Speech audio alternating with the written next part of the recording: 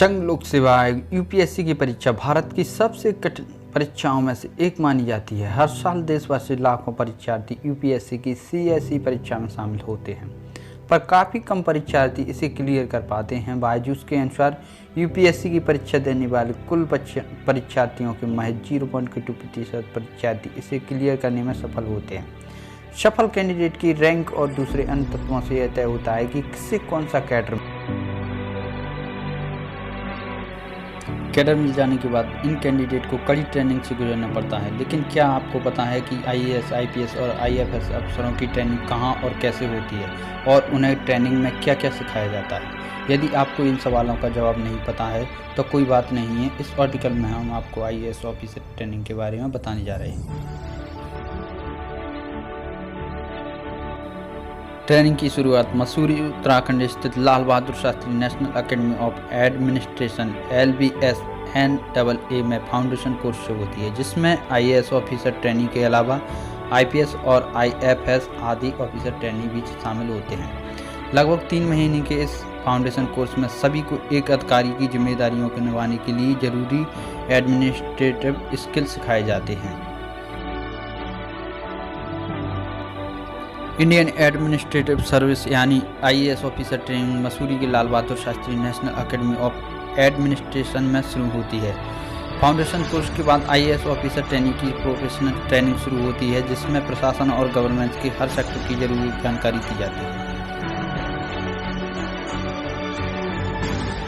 इसके बाद IAS officer trainee का विंटर स्टडी टूर होता है, जो भारत दर्शन के नाम से मशहूर है। इस दौरान आईएएस ट्रेनरों को भारत की विविधता को जानने समझने का अवसर मिलता है। इस दौरान सभी आईएएस ट्रेनी को भारत की किसी एक भाषा को सीखने का मौका मिलता है।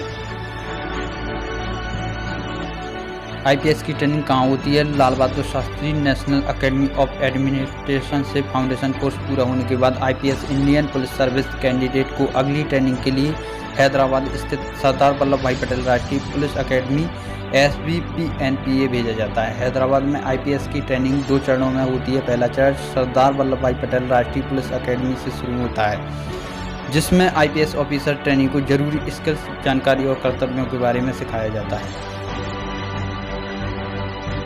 दूसरे चरण में आवंटित राज्य कैडर के बारे में जानकारी और वहां की समस्याओं के बारे में समझाया जाता है। साथ ही प्रैक्टिकल ट्रेनिंग भी दी जाती है, जिसमें पुलिस थानों में कानूनी मामलों से निपटने की जिम्मेदारी आईपीएस ऑफिसर ट्रेनी को दी जाती है।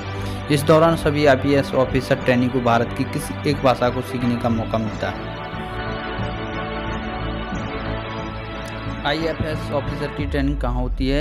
Lal Bahadur Shastri national academy of administration से फाउंडेशन कोर्स पूरा करने के बाद IFS Indian foreign service officer training को अगली इंडक्शन ट्रेनिंग प्रोग्राम के लिए Sushma Swaraj institute of foreign service SSIFS नई दिल्ली भेजा जाता है। यहाँ आईएफएस ऑफिसर ट्रेनिंग को राजनयिक डिप्लोमेट की जिम्मेदारियों और चुनौतियों का सामना करने के लिए आवश्यक ज्ञान और कौशल सिखाया जाता है।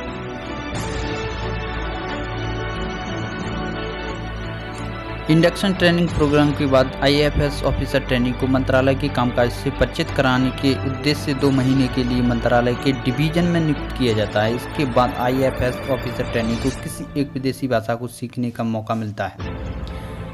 आईएएस ऑफिसर ट्रेनिंग के बाद इन आईएएस, आईपीएस और आईएफएस अफसरों के हाथों में भारत के विकास कार्यों की बागडोर सौंपी जाती है। अगर दोस्तों आपको वीडियो अच्छी लगती है तो चैनल को सब्सक्राइब करना, वीडियो को लाइक करना और शेयर करना। और thank you for watching my video.